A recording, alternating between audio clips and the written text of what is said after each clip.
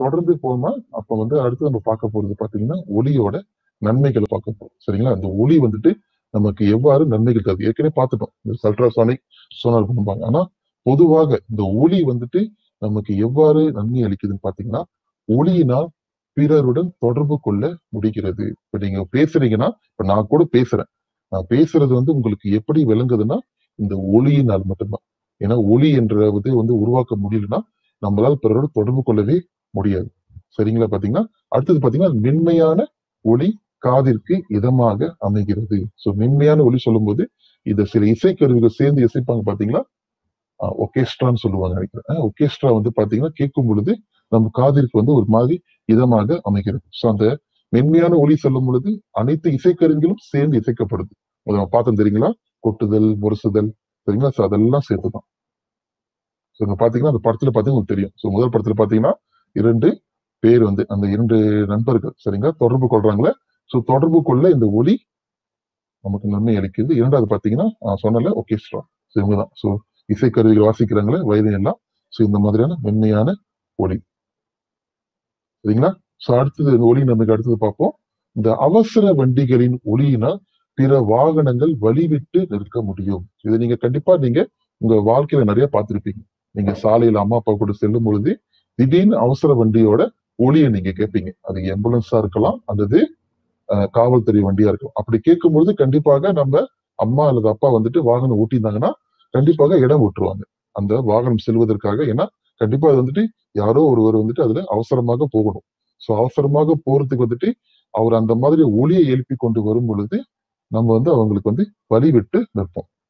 சரியா மாணவர்களே? இது வந்து இந்த ஒலியோட நன்மைகள். தொடர்ந்து பாத்தீங்கன்னா கைபேசியின் ஒலி. வீட்டுல அனைத்திலும் அம்மா அப்பா அண்ணன் கைபேசி இருக்கும். ஒருத்தர் வந்து நமக்கு தொடர்பு கொள்கிறார் என்பதை அறிந்து கொள்ள இந்த கைபேசியின் ஒலி முக்கியமாகிறது.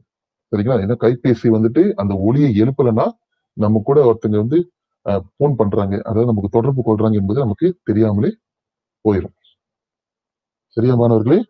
ஒலியோட நன்மைகள் பார்த்துட்டோம். கீழே பாத்தீங்கன்னா நான் சொன்ன அந்த 2 படங்கள் அங்க இருக்கா? ஒன்று ஆம்புலன்ஸ், 2வது பாத்தீங்கன்னா அவர் வந்து பேசுறாரு.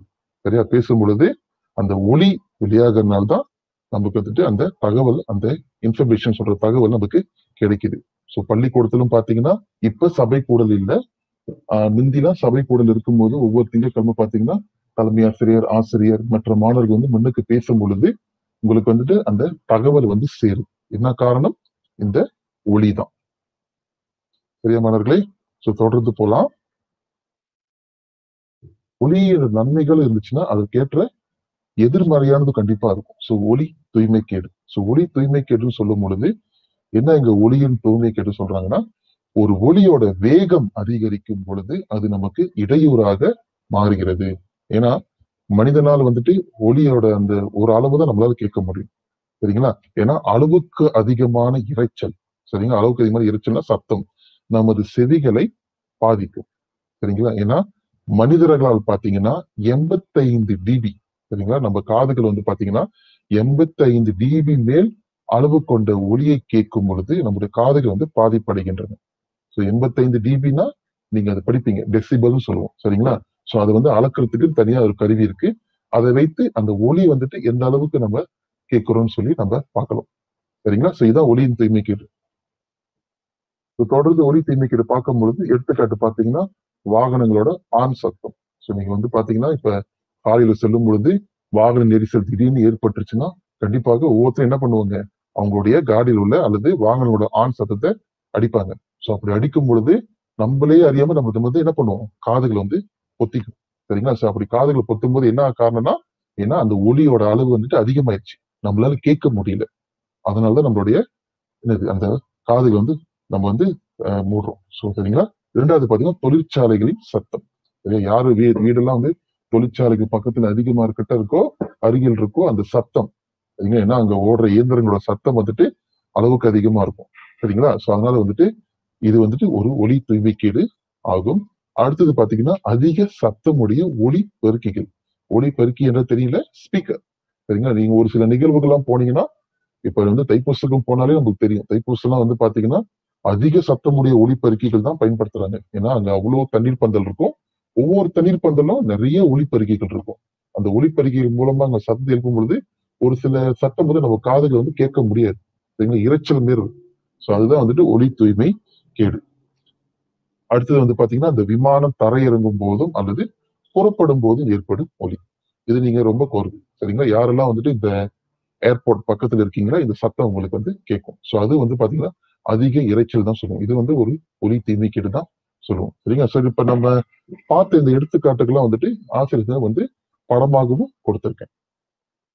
இப்ப முதல் படம் பார்த்தீங்கன்னா, சரிங்களா? இது என்ன படம் இது? நான் சொன்னேன்ல ஹார்ன் சத்தம். சரிங்களா? காடியில உள்ள ஹார்ன் சத்தம். அடுத்தது பார்த்தீங்கன்னா, இந்த விமானம் தரையிறங்கும் போதும் சரி அல்லது புறப்படும் பொழுதும் ஏற்படும் அந்த ஒலி, அந்த இரைச்சல். அது நம்ம செவிகளை பாதிக்கும். ஸோ தொடர்ந்து பார்த்தீங்கன்னா, இது ஒலிபெருக்கிகள். ஸோ அவர் பார்த்தீங்கன்னா, அவர் காது என்னது எல்லாரும் பார்த்தீங்கன்னா, அவங்களோட காத தான் முதல்ல மூடுறாங்க. என்ன காரணம்? அவங்களால அந்த ஒலியோட சத்தத்த வந்துட்டு, அந்த வேகத்த வந்து அவங்களால கேட்க முடியல. ஏன்னா, அளவுக்கு அதிகமாயிருச்சு. 85 டிபிக்கு மேல அதிகமா ஆயிருச்சு. சரிங்களா? ஸோ அடுத்தது பார்த்தீங்கன்னா, ஓகே இது கன்ஸ்ட்ரக்ஷன் ஏரியான்னு சொல்லுவோம். அதாவது கட்டுமான வேலைகள் வந்து நடக்கிற இடம். ஸோ இந்த கட்டுமான வேலைகள் வந்து முக்கியமா வீடு கட்டுறாங்க சரி, அல்லது ஏதாவது தொழிற்சாலையோ, மேம்பாடு திட்டம் இருந்துச்சுன்னா, அந்த இடத்துலலாம் பார்த்தீங்கன்னா, நிறைய அந்த இயந்திரங்கள்லாம் பயன்படுத்துவாங்க. சரிங்களா? அப்ப அந்த மாரி நேரத்துல வந்து பார்த்தீங்கன்னா, சற்று இரைச்சலாக இருக்கும். உங்க பள்ளியில கூட நீங்க வந்து அனுபவித்திருப்பீங்க. நீங்க படித்திருக்கும்போது, பக்கத்துல ஏதாவது ஒரு வேலை நடந்துச்சுன்னா, இந்த மாதிரி வேலை, அந்த சத்தம் வந்து உங்களுடைய படிப்ப கூட பாதிக்கும். சரியா மாணவர்களே? ஸோ இதெல்லாம் வந்துட்டு ஒலி தூய்மைக்கேடு. சரிங்களா? ஸோ இந்த ஒலி தூய்மைக்கேட்ட வந்துட்டு எப்படி நம்ம தவிர்க்கலாம்? சரிங்களா? ஏன்னா, தூய்மைக்கேடுன்னு சொல்லும்போது, அதுக்கான தடுக்கும் வழிகளும் கண்டிப்பாக இருக்கும். ஸோ முதல்ல பார்த்தீங்கன்னா, இது என்னன்னு தெரியுதுங்களா? இது வந்துட்டு ஸ்டூடியோ. ஸ்டூடியோனா வந்துட்டு பாத்தீங்கன்னா, இந்த இசைகள்லாம் வந்துட்டு கம்போஸ் பண்ற இடம். சரிங்களா? அந்த இசைகள்லாம் மீட்டுகின்ற அது உருவாக்குகின்ற இடம். ஸோ அந்த இடத்துல வந்து பாத்தீங்கன்னா, அதிகமான இசைக்கருவிகள் இருக்கும். ஸோ அதோட சத்தம் வந்துட்டு அதிகமா இருக்கும். ஸோ அதனால வந்து என்ன ஏற்படும்னா, ஒலி பிரதிபலிப்பு அங்க அதிகமா இருக்கும். ஸோ அத குறைக்கிறதுக்கு அவங்க என்ன பண்றாங்கன்னா, அந்த ஒலியை ஈர்க்கும் சுவர்கள வந்துட்டு அமைக்கிறாங்க. ஸோ அந்த சுத்தி உள்ள சுவர்கள் பாத்தீங்கன்னா, ஒரு மாதிரியா வந்துட்டு இருக்குதானே? ஒரு சாதாரண சுவர் மாதிரி இல்லாம ஒரு மேடு பள்ளமான சுவரா இருக்கு தானே. ஸோ அது வந்து பாத்தீங்கன்னா, அது ஒலியை ஈர்க்கும். சரிங்களா? அது வந்து ஒலி வந்து அப்சார்ப் பண்ணிடும். அப்படின்னா வந்துட்டு அந்த ஒலி பிரதிபலிப்பு அங்க இருக்காது. இன்னொன்னு அந்த ஒலியோட அளவும் கரெக்ட்டா இருக்கும். சரிங்களா? ஏன்னா அளவுக்கு அதிகமான ஒலிய வந்து அது ஈர்த்துரும். சரிங்களா? ஸோ இது வந்து அரங்கு. நம்ம ஸ்டூடியோன்னு சொல்றோம்ல. இது ஒன்று. அ தொடர்ந்து பாத்தீங்கன்னா, ஓகே இந்த படம் என்ன காட்டுறாங்க? அந்த பச்சை கலரா இருக்கு தெரியுங்களா? சோ நீங்க அத உற்று பாருங்களேன். என்னன்னு தெரியுதா? ஸோ அது வந்து பாத்தீங்கன்னா தாவரம். சரிங்களா? ஏன்னா, இந்த தாவரங்களை நடுதல் மூலமாகவும் பார்த்தீங்கன்னா, இந்த ஒலி தூய்மைக்கேட்ட வந்து தவிர்க்கலாம். சரிங்களா? ஏன்னா, அதனால தான் நம்ம நிறைய தாவரங்கள் வந்து நடணும். ஏன்னா, தாவரங்கள் நடுதல் மூலியமா பார்த்தீங்கன்னா, இந்த ஒலி தூய்மைக்கேட்ட தவிர்க்க முடியும். ஏன்னா, தாவரங்களும் வந்து பார்த்தீங்கன்னா, இந்த ஒலிய வந்துட்டு ஈர்க்கும். அந்த தன்மை வந்து அதுக்கு இருக்கு. சரி மாணவர்களே, அ தொடர்ந்து இந்த ஒலி தூய்மைக்கேட்ட தவிர்க்கும் முறைகள பார்ப்போம். அடுத்தது பார்த்தீங்கன்னா, ஓகே இங்க வந்து பார்த்தீங்கன்னா, ஒரு சுவர் எழுப்புறாங்க. எழுப்புறாங்க. சுவர் எழுப்புறாங்க. ஸோ இது வந்து பாத்தீங்கன்னா, ஒளி தடுப்பான் சுவர்கள் என்று சொல்லுவோம். சரிங்களா? ஒளி தடுப்பான் சுவர்கள். சரிங்களா? ஏன்னா ஒளியை தடுக்கின்ற சுவர்கள். இத பத்தி வந்து உங்களுக்கு வந்துட்டு பாட புத்தகத்துல வந்து ஒரு ப்ராஜெக்ட் இது பண்ணியிருக்கோம். அதாவது நீங்க முட்டை அட்டைகளை பயன்படுத்தி அந்த ஒளி தடுப்பான்களை வந்து உருவாக்கணும்னு சொல்லியிருப்பாங்க. ஸோ சிலர் செய்து பார்த்திருப்பீங்கன்னு நம்புறேன். கண்டிப்பா செய்து பார்த்து ஆசிரியர்கிட்டயும் காண்பித்திருப்பீங்க. அந்த முட்டை ஓடுகளை பயன்படுத்தி அதுல நீங்க வந்துட்டு ஒரு சத்தம் எழுப்பப்படும் பொழுது அது எப்படி வந்துட்டு தடுக்குது அப்படின்றத நீங்க வந்து கண்டிப்பாக சோதித்திருப்பீங்க. சரியா மாணவர்களே? சோ இங்க குடுக்கறத பாத்தீங்கன்னா அக்கோஸ்டிக் ஃபார்ம் இந்த மாதிரி என்ன ஆங்கிலத்துல பேர் கொடுத்துருக்கீங்களே இதெல்லாம் என்னன்னு பாத்தீங்கன்னா ஒளியை ஈர்க்கும் பொருள்கள். இங்க கொடுக்கப்பட்ட பொருள் எல்லாமே வந்து பாத்தீங்கன்னா ஒளியை ஈர்க்கும் பொருள்கள். சோ இந்த மாதிரி ஒளியை ஈர்க்கும் பொருள்களை பயன்படுத்தி நம்ம வந்துட்டு ஒரு அரங்கு அல்லது வந்துட்டு ஒரு இடத்தை உருவாக்கப்படும் போது கண்டிப்பாக இந்த ஒளி தூய்மை கேட்ட தவிர்க்கலாம். ஒரு சில பள்ளிகள் வந்து பாத்தீங்கன்னா கண்டிப்பாக இசை கருவி அறை இசை அறைன்னு இருக்கும். மியூசிக் இசை அறை இருக்கும். அந்த இசை அறையில பாத்தீங்கன்னா இந்த மாதிரியான பொருட்களை பயன்படுத்தி தான் அந்த சுற்றி வந்து எழுப்பியிருப்பாங்க செய்திருப்பாங்க. என்ன காரணம் பாத்தீங்கன்னா ஒளியை வந்துட்டு அது ஈர்க்கும். ஒளியை ஈர்க்கும் பொழுது நீங்க என்னதான் கத்தி பாடினாலும் என்னதான் வேகமாக இசைக்கருவிகளை மீட்டினாலும் அது வந்துட்டு மற்ற மாணவர்களுக்கு வந்துட்டு இடையூறாக இருக்காது. அடுத்தது பாத்தீங்கன்னா நீங்க எல்லாரும் கண்டிப்பாக படம் பார்க்கறதுக்கு திரையரங்கத்துக்கு போயிருப்பீங்க. சரிங்களா? திரையரங்கு என்று சொல்லும் பொழுது ஒளி, அதாவது காட்சி இருக்கும், ஒளி சத்தமும் இருக்கும். ஸோ அந்த சத்தம் வந்துட்டு பாத்தீங்கன்னா அது வந்துட்டு ஈர்ப்பதற்காகவே பாத்தீங்கன்னா நீங்க அந்த திரையரங்குல பாத்தீங்கன்னா அந்த ஒளியை ஈர்க்கும் அந்த பொருட்களை பயன்படுத்தி தான் அமைத்திருப்பாங்க. சரி. இதுக்கு முன்னாடி நீங்க பார்க்கலன்னா இதுக்கப்புறம் நீங்க திரையரங்கு போக வாய்ப்பு கிடைச்சிச்சுன்னா பாருங்க. அங்க வந்து சாதாரணமாக அந்த திரையரங்கம் இருக்காது. சுற்றி பாத்தீங்கன்னா அந்த ஒளியை ஈர்க்கிற பொருளை பயன்படுத்தி தான் அந்த திரையரங்குகள் அமைத்திருப்பாங்க. பிரியமானவர்களே, ஸோ இவ்வளவுதான் ஒளியோட பாட சுருக்கம். அந்த ஒளியின் கீழே இவ்வளவுதான் இருக்கு. ஸோ முதல்ல பாத்தீங்கன்னா ஒளி எப்படி உருவாகிறது, அதற்கப்புறம் பாத்தீங்கன்னா ஒளியின் தன்மைகளை பார்த்தோம், இரு தன்மைகள். சரியா? அதுக்கப்புறம் பாத்தீங்கன்னா பயனுள்ள ஒளி எப்படி வந்து ஒளி வந்து நமக்கு வந்துட்டு பயனளிக்குது. ஸோ அதற்கு முன்னே அந்த ஒளி பிரதிபலிப்பு கீழே வந்து பாத்தீங்கன்னா சில நிகழ்வுகளும் பார்த்தோம். சரிங்களா? என்ன அது அல்ட்ராசோனிக், சோனார் போன்ற நிகழ்வுகள்லாம் பார்த்தோம். அதுக்கப்புறம் கடைசியா வந்து ஒளி தூய்மைக்கேடு பார்த்தோம். சரிங்களா? அளவுக்கு அதிகமான ஒளி. இந்த அளவுக்கு அதிகமான ஒளியினால என்ன நமக்கு தீமை, அதுக்கப்புறம் அதை எப்படி நம்ம தவிர்க்கலாம் என்று பார்த்தோம். சரியா? இப்ப நம்ம வந்து பாத்தீங்கன்னா சில மாதிரி கேள்விகளுக்கு போவோமா? எல்லாரும் தயாரில் இருக்கீங்களா? ஸோ மாதிரி கேள்விகள் சொல்லும் பொழுது நீங்களும் அந்த கேள்விகளை வந்துட்டு படித்து விடையை வந்துட்டு சொல்றதுக்கு முற்படுங்க. பிரியமானவர்களே, ஸோ முதல் கேள்வி பார்க்கலாமா? சரி, முதல் கேள்வி பார்த்தீங்கன்னா கற்சுவர்களால், அதாவது கற்சுவர்களால் உருவாக்கப்பட்ட அறையில் மாணவர் ஒருவர் கத்தினால் என்ன ஏற்படும்? கற்சுவர்னா தெரியுங்களா? முதல்ல பார்த்தோம். சரிங்களா? இந்த அறையில் வந்து ஒரு மாணவர் வந்து வேகமா கத்துறாரு. என்ன ஏற்படும் கேட்டிருக்காங்க. ஸோ உங்களுக்கு வந்து இங்க நான் வந்துட்டு ஆப்ஷன் கொடுத்துருக்கேன். சரிங்களா? உங்களுக்கு வந்து பாத்தீங்கன்னா ஆப்ஷன் கொடுத்துருக்கேன். என்னன்னா எதிரொலி ஏற்படும், எதிரொலி ஏற்படாது. எதிரொலினா தெரியல உங்களுக்கு? எதிர் ஒலி. அதை பிரிச்சு பாருங்க. ஸோ எதிர் ஒலி ஏற்படுமா, எதிர் ஒலி ஏற்படாதா? ஸோ செய்துட்டீங்களா மாணவர்களே? ஸோ கண்டிப்பாக எல்லாரும் சரியா தான் சொல்லுவீங்கன்னு நினைக்கிறேன். ஸோ என்ன விடையா இருக்கும்? ஆமா. ஸோ எதிரொலி ஏற்படும். அண்டர்லைன் பண்ணியிருக்கேன் பாருங்க. அதான் சரியான விடை. எதிரொலி ஏற்படும். ஏன்னா கற்சுவர்கள் வந்து பாத்தீங்கன்னா ஒளியை வந்துட்டு பிரதிபலிக்கும். ஸோ ஒளியை பிரதிபலிக்கும் போது கண்டிப்பாக எதிரொலி கேட்கும். சரியா மாணவர்களே? ஸோ அடுத்த கேள்விக்கு போலாமா? ஓகே. அடுத்த கேள்வி பாத்தீங்கன்னா ஒளி பிரதிபலிப்பு கோட்பாட்டில் ஏற்படும் நிகழ்வினை குறிப்பிடுக. சரிங்களா? ஒளி பிரதிபலிப்பு போது பார்த்தல. ஸோ அந்த கோட்பாட்டிற்கு கீழே ஏற்படும் நிகழ்வுகளை கேட்கிறாங்க. ஸோ உங்க ஆசிரியர் வந்து பாத்தீங்கன்னா 4 நிகழ்வுகள் கொடுத்திருக்கேன். ஸோ முதல் நிகழ்வு பாத்தீங்கன்னா நிழல், அடுத்தது பாத்தீங்கன்னா எதிரொலி, அப்புறம் பாத்தீங்கன்னா கிரகணம், சரிங்களா? அடுத்தது பாத்தீங்கன்னா வெடிப்பு. சரி. ஸோ ஒளி பிரதிபலிப்பு கீழே நம்ம அதை பார்க்கும் பொழுது ஸோ நிழல் வருமா? கண்டிப்பாக வராது. ஸோ உங்களுக்கு தெரியும். ஏன்னா நிழல் வந்துட்டு வெளிச்சம் அந்த ஒளியின் தலைப்பு கீழே தொடர்புடையது. ஸோ எதிரொலி, ஸோ கண்டிப்பா ஒளி என்ற சொல் இருக்கு. கிரகணம் அதுவும் இல்ல, வெடிப்பும் இல்லை. ஸோ இந்த கேள்விக்கு பாத்தீங்கன்னா ஒளிக்கு பிரதிபலிப்பு கோட்பாட்டில் இயங்குற ஒரு நிகழ்வுன்னு பாத்தீங்கன்னா எதிரொலி. சரிமானங்களே? ஸோ எல்லாரும் கண்டிப்பாக சரியாக பதிலளித்திருப்பீங்க. ஸோ தொடர்ந்து நம்ம கேள்விகளை பார்ப்போம். அடுத்து பாத்தீங்கன்னா பின் வருவற்றுள் எது ஒளியை உருவாக்கக்கூடிய சரியான வழி அல்ல? பாத்தீங்கன்னா எது ஒளியை உருவாக்கக்கூடிய சரியான வழி அல்ல? ஞாபகம் இருக்கா மாணவர்களே? ஒளியை வந்துட்டு எவ்வாறெல்லாம் உருவாக்கணும்னு இந்த 5 வழிகள் ஞாபகம் இருக்கா? ஸோ பார்ப்போம் எந்த அளவுல கொஞ்சம் நீங்க ஞாபகம் வச்சிருக்கீங்கன்னு. ஸோ முதல்ல பாத்தீங்கன்னா நீட்டுதல், தட்டுதல், ஆடுதல், ஊதுதல். சரிங்களா? ஸோ இதுல வந்துட்டு எது அல்லன்னு கேட்கிறாங்க. எல்லாரும் சரியான படியை நீங்க போட்டிருப்பீங்கன்னு நம்புறேன். போட்டுட்டீங்களா? சரியான விடை என்னவா இருக்கும்? ஆம், சரியான விடை பாத்தீங்கன்னா ஆடுதல். ஏனென்றால் ஆடுதல் மூலமாக ஒளியை வந்துட்டு உருவாக்க முடியாது. ஆனா நீட்டுதல், தட்டுதல் மற்றும் ஊதுதல் மூலமாக நம்ம ஒளியை உருவாக்கலாம். பிரியமானவர்களே, தொடர்ந்து பார்ப்போம். அல்ட்ராசோனிக் என்பதுன்னு சொல்லிட்டு அங்க காலி இடம் இருக்கு. சரிங்களா? சோ இந்த அல்ட்ராசோனிக் என்பது என்னன்னு கேட்கறீங்க. சோ முதல்ல இது பாத்தீங்கன்னா தட்டுதல், நீட்டுதல், உரசுதல் ஆகியவற்றின் வழி உண்டாகும் ஒளியாகும்.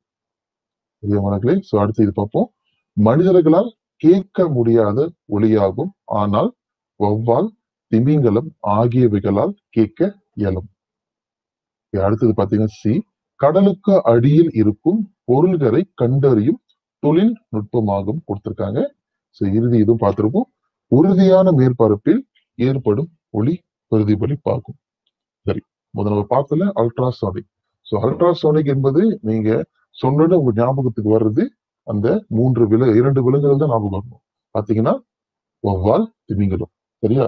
சோ அப்படி பார்க்கும் பொழுது இது சரியாக விடையா இருக்கும். கண்டிப்பாக நீங்க சரியா சொல்லியிருப்பீங்க. எல்லாரும் கண்டிப்பா இந்த மனிதர்களா கேட்க முடியாத ஒளியை தான் நீங்க தேர்ந்தெடுத்திருப்பீங்க. சரி, ஏன்னா அது மனிதர்களா கேட்க முடியாது. ஆனா வௌவால், திமிங்கலம் ஆகியவர்களால் கேட்க இயலும். சரி, சி பாருங்க. கடலுக்கு அடியில் இருக்கும் பொருட்களை கண்டறியும் தொழில்நுட்பம். இது என்னது? இது அல்ட்ராசோனிக்கா? இல்ல. இது வந்து பாத்தீங்கன்னா சோனார். சோனார் தொழில்நுட்பம் வந்துதான் நம்ம வந்துட்டு கடலுக்கு அடியில் இருக்கும் பொருட்களை கண்டறிய முடியும் அல்ட்ராசோனிக். தெரியாம சோ அந்த இதை நீங்க வந்து குழம்பக்கூடாது. போலாமா? சரி, ஒளி பிரதிபலிப்பு கோட்பாட்டில் ஏற்படும் சில சூழல்களை காட்டுகிறது ஒன்றை தவிர. சரி, பாத்தீங்கன்னா சில சூழல் கொடுத்திருக்காங்க. ஆனா ஒன்றை தவிர. முதல்ல அது பாத்தீங்கன்னா காலியான அறையில் கத்துதல். அடுத்தது பாத்தீங்கன்னா குகையின் உள் கத்துதல், மேல் மாடியில் நின்று கத்துதல், அதுக்கப்புறம் பாத்தீங்கன்னா காலியான மண்டபத்தில் கத்துதல். இந்த 4 சூழலை வந்துட்டு எல்லா சூழலுக்கும் வந்துட்டு இந்த ஒளி பிரதிபலிப்பு கோட்பாடுல இருக்கு. அதாவது அந்த ஒளி பிரதிபலிக்குது. ஆனா ஒன்றை தவிர எதுவா இருக்கும்? கண்டிப்பாக வந்து பாத்தீங்கன்னா இந்த மேல் மாடி நின்று கத்துதல் போட்டிருக்கல. இது வந்து பாத்தீங்கன்னா இதன் வழி பாத்தீங்கன்னா ஒளி பிரதிபலிக்காது. மேல் மாடிலாம் தெரியுங்களா? நீங்க வீட்டுக்கு மாடிக்கு போய் மாடி வீடு இருந்துச்சுன்னா நீங்க மாடியில் ஏறி கத்தும் பொழுது அது வந்து கண்டிப்பாக பிரதிபலிக்காது. நீங்க சொல்லலாம், ஆசிரியர் சொன்னாரு மலைக்கு உச்சியில போயிட்டு நம்ம வந்து கத்தும் போது அந்த பிரதிபலிக்கணும். அது வேற. ஏன்னா அது வந்துட்டு பாத்தீங்கன்னா சுற்றி சுற்றி காலியா இருக்கு. ஆனா நீங்க மேல் மாடி இருந்து கத்தும் போது அந்த அளவுக்கு இருக்காது. ஏன்னா சுற்றி வந்து பாத்தீங்கன்னா மற்ற வீடுகளா இருக்கும். அதனால வந்து ஒளியை வந்துட்டு அதெல்லாம் ஈர்த்துக்கொள்ளும். அடுத்தது பாத்தீங்கன்னா ஒரு படம் கொடுத்திருக்கு. என்ன படம் தெரியுதா? 2 நபர்கள் வந்து மிதிவண்டியில, சரிங்களா? மிதிவண்டியில மோட்டார் சைக்கிள் வந்து பயணிக்கிறாங்க. சரிங்களா? இவ்வாறான சூழல்களினால் கோடு ஏற்படும் கொடுத்திருக்காங்க. காலி இடம் கொடுத்திருக்காங்க, ஏற்படும் சொல்லியிருக்காங்க. இது வந்து பாத்தீங்கன்னா நன்மை விளைவிக்கும் ஒளி. அடுத்தது பாத்தீங்கன்னா ஒளி தூய்மை கேடு. அடுத்தது பாத்தீங்கன்னா இரைச்சல். அப்புறம் பாத்தீங்கன்னா தலைவலி. சரி, இந்த சூழலால் என்ன ஏற்படுது? கண்டிப்பாக எல்லாரும் என்ன செஞ்சிருப்பீங்க? இந்த சூழல்களினால் ஒளி தூய்மை கேடு ஏற்படும். சரி, நீங்க சொல்லலாம் இரைச்சல் ஏற்படும் தானே சார்? இரைச்சலும் ஏற்படுதான். ஆனா நம்மளுடைய தலைப்பு வந்து பாத்தீங்கன்னா ஒளி பற்றி தான் படித்திருக்கோம். ஒளி பற்றி சொல்லும் பொழுது நம்ம கேள்வி வந்துட்டு அந்த விடை வந்துட்டு ஒளியோட தொடர்பு கொடுக்கணும். இது நீங்க வந்துட்டு அறிவியல் அந்த ஒளியின் கீழே பார்க்கும்போது இது ஒளி தூய்மை கேடு தான் வரும். இதே மாதிரி இரைச்சல் என்பது ஒரு வகையான ஒளி தூய்மை கேடு. சரி, மிக சிறப்பான பொருத்தமான விடை பாத்தீங்கன்னா ஒளி தூய்மை கேடு. தொடர்ந்து பார்க்கலாம். இங்க பாத்தீங்கன்னா ஒருத்தர் என்ன பண்றாரு? ஒரு இசைக்கருவி எடுத்து அவர் என்ன பண்றாரு? ஊதுறாரா இல்ல தட்டுறாரா? அவர் வந்து பாத்தீங்கன்னா ஊதுறாரு. படம் காட்டும் சூழலுக்கேற்ப எவ்வகையான ஒலி உருவாக்கப்படுகிறது? அந்த படத்தை பார்த்தாலே உங்களுக்கு தெரியும். இது பாடுவதா, ஊதுதலா, கொட்டுதலா அல்லது மீட்டுதலா? மனங்களே செய்து கண்டிப்பாக பாத்தீங்கன்னா அவர் வந்துட்டு நான் முதலே சொல்லிட்டேன். படத்தை பார்த்தாலே நமக்கு தெரிஞ்சு அவர் வந்து ஊதுறாரு. சரியா? சரியான விடை பாத்தீங்கன்னா ஊதுதல். தொடர்ந்து பார்க்கலாம். ஓகே, 2 படங்கள் கொடுத்திருக்காங்க. ஒன்று பாத்தீங்கன்னா ஊதல் ஊதும் போது ஏற்படும் போது. ஊதல் தெரியுங்களா? சரிங்களா? பள்ளியில கண்டிப்பா பயன்படுத்திருக்கீங்க அந்த ஊதல். அடுத்தது பாத்தீங்கன்னா வாயில் தானாகவே ஊதல் ஊதுவது, அதாவது விசில் அடிப்பது. எல்லாருக்கும் விசில் அடிக்க தெரியும் நினைக்கிறேன். வாயில் எல்லாமே வந்து ஊதிருப்பீங்க. சரிங்களா? அப்போ வந்துட்டு ஒலி வந்து உருவாகும். இந்த ஆராய்வின் வழி என்ன முடிவு எடுக்கலாம்னு கேட்கிறாங்க. சரியா? மேல பாத்தீங்கன்னா அதை கொண்டு என்ன முடிவு எடுக்கலாம்? பாத்தீங்கன்னா ஒலி அதிர்வினால் உண்டாகும், ஒலி பிரதிபலிக்கும், ஒலி எல்லா திசைகளில் பயணிக்கும், அதுக்கப்புறம் பாத்தீங்கன்னா ஒலி விலகும். சரி, இந்த கேள்வியை பாத்தீங்கன்னா 3 இது வந்துட்டு ஒளியோட தொடர்பு உடையது. ஒரே ஒரு இது மட்டும் தான் ஒளியோட தொடர்பு அல்லது அதாவது விலகும். ஒளி வந்து விலகுதல் வந்து நம்ம வந்து இந்த தலைப்பு கீழே இல்லை. ஏன்னா எது விலகும் பாத்தீங்கன்னா அந்த வெளிச்சம், அந்த ஒளி இருக்குல்ல, இதுக்கு முன்னே இது ஆசிரியர் சொல்லி கொடுத்திருப்பாங்க. அதுதான் வந்துட்டு விலகுதல் இருக்கு. இதுல வந்து பாத்தீங்கன்னா நம்ம கருத்தில் கொள்ள வேண்டியது பாத்தீங்கன்னா A, B, C மட்டும்தான். சரியா? மேல வந்து பாத்தீங்கன்னா அந்த ரெண்டு இது நீங்க சூழல் நீங்க பார்க்கும் பொழுது இங்க பாத்தீங்கன்னா ஊதல்ல வந்துட்டு ஊதுறாங்க, ஒலி ஏற்படுது. இங்க பாத்தீங்கன்னா வாயில் தானாகவே ஊதுறாங்க, ஒலி உண்டாகுது. சோ இந்த வைத்து நம்ம என்ன முடிவு எடுக்கலாம்னா, என்ன முடிவு எடுக்கலாம்? ஆம், ஒலி வந்துட்டு அதிர்வினால் உண்டாகுது வந்து நம்மளால முடிவெடுக்க முடியும். இது வந்து ஒலி பிரதிபலிப்பு இல்ல. ஒலி எல்லா திசையிலும் பயணிப்பதும் கிடையாது. ஏன்னா ஒலி எல்லா திசையும் பயணிக்கணும்னா அந்த உருவாக்கக்கூடிய ஒலி வந்துட்டு அனைவராலும் கேட்கக்கூடியது ஒன்றாக கொடுத்திருந்தாங்கன்னா நம்ம அதை தேர்ந்தெடுக்கலாம். அடுத்தது ஒலி பிரதிபலிப்பு சொல்லும் பொழுது அந்த ஒலி ஒரு இதுல போய் அதுக்கப்புறம் நம்ம திரும்பி வந்து சென்றடையுதுன்னா நம்மள வந்து சேர்ந்துனா தான் அது வந்துட்டு ஒலி பிரதிபலிப்பு. சரி, இது வந்து ஒலி அதிர்வினால் உண்டாகும் வந்து முடிவு. சரிங்களா மாணவர்களே? தொடர்ந்து வந்து சில புறவய கேள்விகளும் பார்ப்போம். ஸோ படத்துல பாத்தீங்கன்னா வந்துட்டு ஒருத்தர் வந்துட்டு என்ன பண்றாரு? ஆஹ் ஒரு காளி புட்டி எடுத்து ஊதுறாரு. ஸோ அந்த காளி புட்டிகளுக்கு வந்து வேறுபாடு இருக்கு. என்ன வேறுபாடு பாக்குறீங்க? ஒவ்வொரு புட்டியோட அந்த நீரோட அளவை பார்த்தீங்கன்னா உங்களுக்கு தெரியும். சமமா இருக்கா? இல்ல. ஸோ அந்த நீரோட அளவு தான் இங்க வந்து மாறுபட்டிருக்கு. சரிங்களா? ஸோ படம் வந்து பாத்தீங்கன்னா ஒரு ஆராய்வினை காட்டுகிறது. ஸோ முதல்ல வந்து பாத்தீங்கன்னா சரியான விடைக்கு கோடிடுகன்னு சொல்லி ஆன்சர் கொடுத்திருக்கேன். ஸோ முதல்ல உள்ளது பாத்தீங்கன்னா படத்தில் உள்ள மாணவன் புட்டி வாயின் மீது என்ன பண்றாரு? தட்டுகிறாரா இல்ல ஊதுகிறாரா? பார்த்தாலே தெரியுது அவர் வந்துட்டு ஊதுகிறார். சரியா? ஊதுகிறான். ஓகே. அடுத்தது பாத்தீங்கன்னா அதிக நீர் கொண்ட புட்டியின் வாயை ஊதும் பொழுது ஒலி என்ன ஆகுதுன்னு கேக்குறாங்க. அதாவது குறைவா அதிகமா? அடுத்தது பாத்தீங்கன்னா குறைந்த நீர் கொண்ட புட்டியின் வாயை ஊதும் பொழுது ஒலி என்ன ஆகுது? அதோட ஒலியோட சத்தம், அந்த அளவு, அந்த வேகம் வந்துட்டு குறைவா அதிகமான்னு கேக்குறாங்க. சோ முதல் கேள்வி பார்த்தோமா உங்களுக்கு தெரியும், அது ஊதுகிறான். தெரிஞ்சிருச்சு. இரண்டாவது கேள்வி பார்ப்போம். சோ இப்ப நீர் அதிகமா இருக்கு, அதாவது அவர்கிட்ட இருக்கிற அந்த சரிங்களா அந்த புட்டி எடுத்து அவர் ஊதும் பொழுது என்ன ஆகும்? ஒலி அதிகமா இருக்குமா குறைவா இருக்குமா? இதை நீங்க வீட்டில் கூட செய்து பார்க்கலாம். ஒரு காலி புட்டியில், அதனால கண்ணாடி புட்டியா இருந்தா சிறப்பா இருக்கும். அந்த கண்ணாடி அதாவது ஆடி புட்டி எடுத்து தண்ணீர் வந்து நீங்க முழுமையா அதை ஏற்கனவே முக்காவாசி பாக நிறைத்துட்டு நீங்க ஊதி பாருங்க. அதனுடைய ஒளி வந்துட்டு அதிகமா இருக்கா குறைவா இருக்கான்னு தெரியும். ஆசைங்க சொல்லிடுறேன். சோ ஒளி வந்துட்டு இங்க குறைவாக இருக்கும். நீங்க ஏன்னா அதிகமான நீர் ஊத்திருக்கும் பொழுது அந்த உள்ள இருக்கிற காற்று வந்து அதிர்வு வந்து குறைவாகும். ஏன்னா ஒளி வந்துட்டு அதிர்வினால் தான் ஏற்படுது. அப்ப அந்த காற்று குறைவா இருக்கனால அதிர்வு குறைவாக அந்த ஒளியும் குறைவா இருக்கும். சோ இது ஒளி குறைவா இருந்தா கண்டிப்பாக குறைந்த நீர் கொண்ட புட்டியை ஊதும் பொழுது எப்படி இருக்கும் மாணவர்களே? ஒளி வந்துட்டு கண்டிப்பாக அதிகமா தான் இருக்கும். ஏன்னா அந்த ஒளியோட வேகம் அளவு வந்துட்டு அதிகமா இருக்கும். ஏன்னா காற்று அந்த புட்டியில நிறைய இருக்கிறதுனால நீங்க ஊதும் பொழுது அந்த அதிர்வும் அதிகமா ஏற்படும். சோ அதிர்வு வந்து அதிகரிச்சுச்சுன்னா அதனுடைய ஒளியும் வந்துட்டு அதிகமாகும். சரியா மாணவர்களே? சோ திருந்த அடுத்த புறவை கேள்வி பார்ப்போம். சோ இது படம் பாருங்க. என்ன படம் தெரியுதா? மூன்று வகையான கப்பல் சரிங்களா அங்க இருக்கு. கீழே பாத்தீங்கன்னா என்ன இருக்கு? மீன்கள் இருக்கு. சரிங்களா? நிறைய மீன்கள் இருக்கு. சோ படம் வந்து பாத்தீங்கன்னா படகு ஒன்று மீன்களை கண்டறியும் முறையை காட்டுகிறது. படம் வந்து பாத்தீங்கன்னா அந்த தண்ணியில வந்து போகும் பொழுது மீன் எங்க இருக்குன்னு சொல்லி கண்டறிறாங்க. என்ன தொழில்நுட்பத்தை பயன்படுத்துறாங்க? சோனார். சரிங்களா? ஞாபகம் இருக்கு தானே? சோனார் தொழில்நுட்பத்தை தான் இங்க பயன்படுத்துறாங்க. சோ மேற்காணும் படத்தின் வழி, இந்த படத்தை வந்து பாத்தீங்கன்னா ஒளியோட எந்த தன்மையை வந்துட்டு இங்க குறிப்பிடுறாங்க. சோ நீங்க நல்லா நீங்க மீண்டும் நினைவுபடுத்தி பாருங்க, உங்களுக்கு தெரியும். இந்த சோனார் வந்துட்டு எந்த ஒளியின் தன்மை கீழே வருது? சோ மொத்த எத்தனை ஒளியின் தன்மை இருக்குன்னு ஞாபகம் இருக்கா மாணவர்களே? 2 ஒளியின் தன்மைகள் தான் படிச்சோம். ஒன்று ஒளி எல்லா திசைகளிலும் பயணிக்கும். இரண்டாவது பாத்தீங்கன்னா ஒளி பிரதிபலிக்கும். சோ அந்த 2 தன்மையில இது எந்த தன்மையா இருக்கும்? கண்டிப்பாக உங்களோட விடை 2ல ஒரு தன்மையா தான் இருக்கும். சோ அதுல எந்த தன்மை நினைக்கிறீங்க? பார்க்கலாமா?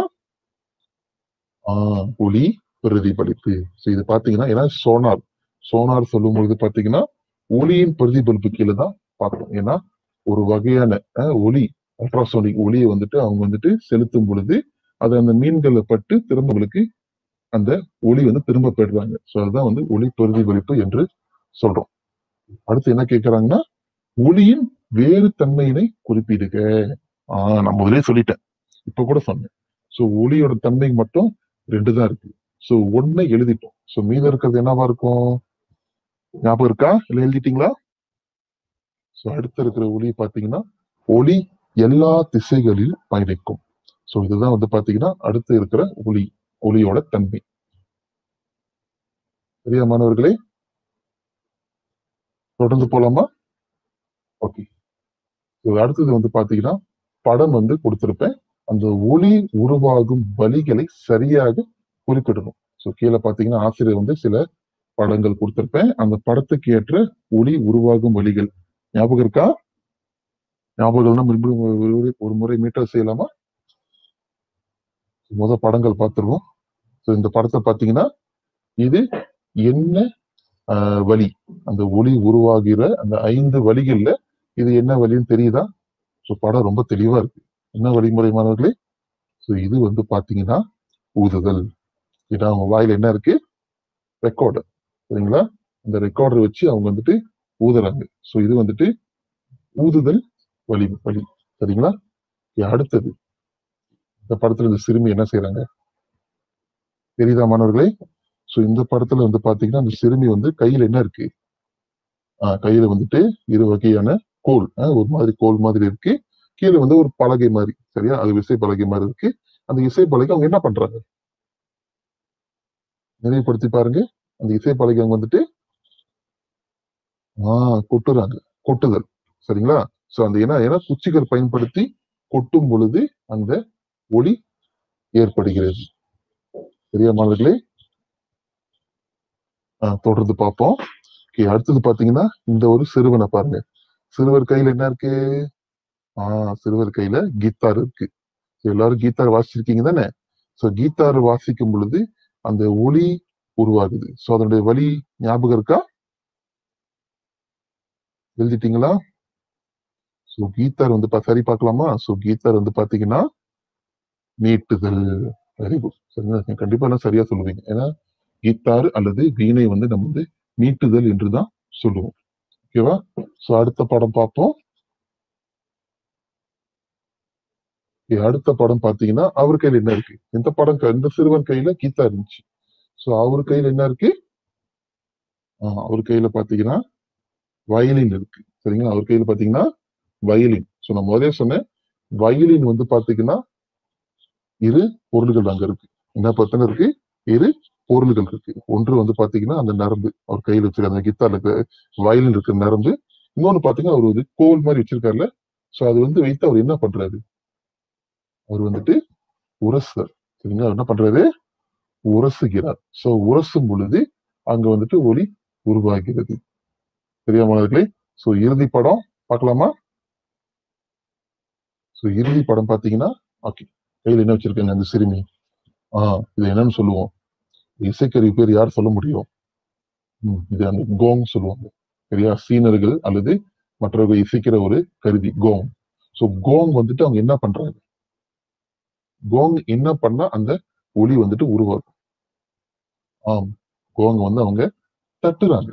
சரியா? அந்த இரு கோங் இருக்குல்ல, இந்த இரு அந்த உலோக தட்டு மாதிரி இருக்குல்ல, அந்த உலோக தட்டு ரெண்டுத்தையும் அவங்க வந்துட்டு தட்டும் பொழுது, அது பேர் தட்டு தானே? அது வந்து தட்டும் பொழுது இசை வந்துட்டு அங்க உருவாகும். சரியா மாணவர்களே? இதுதான் வந்துட்டு ஒளி உருவாகும் 5 வழிகள். முதல்ல பாத்தீங்கன்னா ஊதுதல் இருக்கு. அதுக்கப்புறம் பாத்தீங்கன்னா கொட்டுதல் இருக்கு. அதுக்கப்புறம் பாத்தீங்கன்னா நீட்டுதல், அதுக்கப்புறம் உரசுதல், அதுக்கப்புறம் தட்டுதல். இதுதான் வந்துட்டு ஒளி உருவாகும் வழிகள். சரியா மாணவர்களே? அடுத்தது நம்ம பார்க்குவோம். அடுத்த கேள்வி இங்க பாத்தீங்கன்னா வந்துட்டு என்ன கொடுத்திருக்குன்னா ஒளி தூய்மை கேட்டை குறைக்கும் 3 வழிமுறைகளை பட்டியலிட சொல்லி கேட்டிருக்கேன். சரிங்களா? ஒளி தூய்மை கேடு ஞாபகம் இருக்கா? அதாவது நமக்கு அளவுக்கு அதிகமான சத்தம், நம்மளோட காதுகளுக்கு வந்து எப்போ வந்து எவ்வளவு சத்தம் கேட்க முடியும்? 85 டெசிபல். சரிங்களா? அதுதான் நம்ம காதுகளால் கேட்கக்கூடிய ஒலி. சோ இந்த 85 டெசிபல் அந்த அளவு தாண்டப்படும் பொழுது அது வந்து ஒலி தூய்மை கேட்டுல சேர்ந்துரும். சரிங்களா?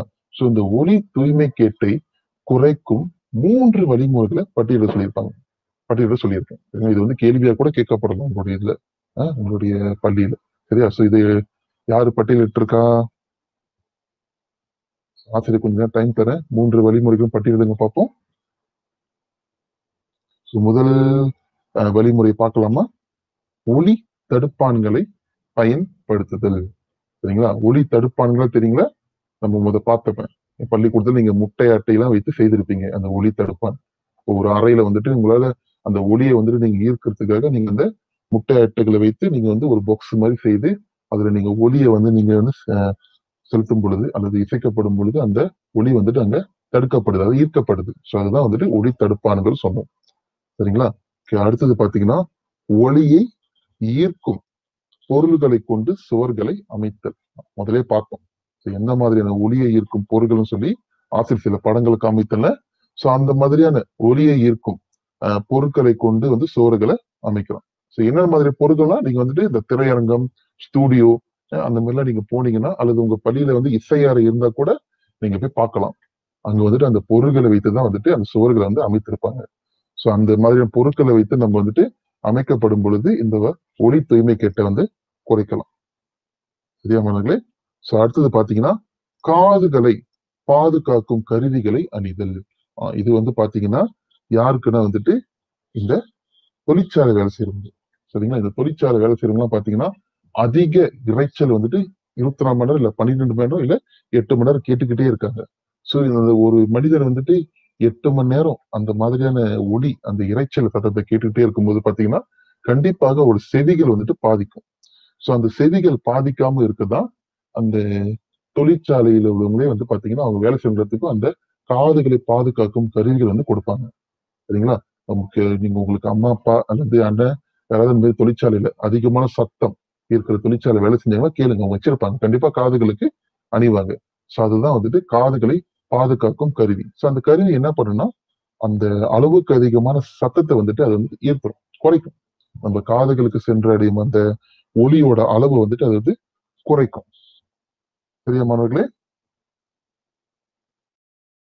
இவ்வளவுதான் என்னுடைய இன்றைய ஒலியை பற்றிய ஒரு சிறு விளக்கம்.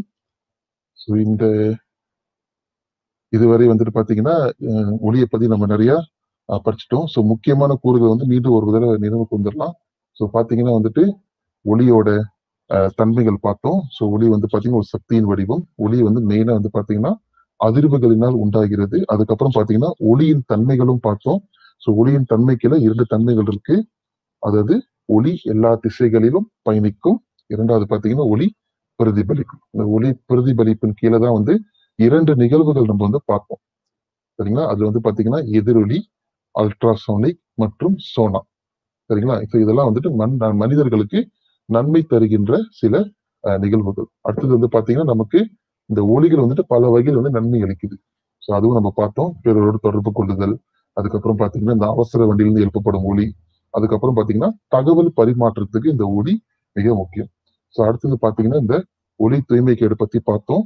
ஸோ ஒலி தூய்மைக்கேடு பத்தி பார்க்கும் பொழுது நம்ம கீழே பாத்தீங்கன்னா என்ன வகையான ஒலி தூய்மைக்கேடுகளும் அதுக்கான குறைக்கும் வழிமுறையும் கடைசி கேள்வியிலும் பார்த்தோம்.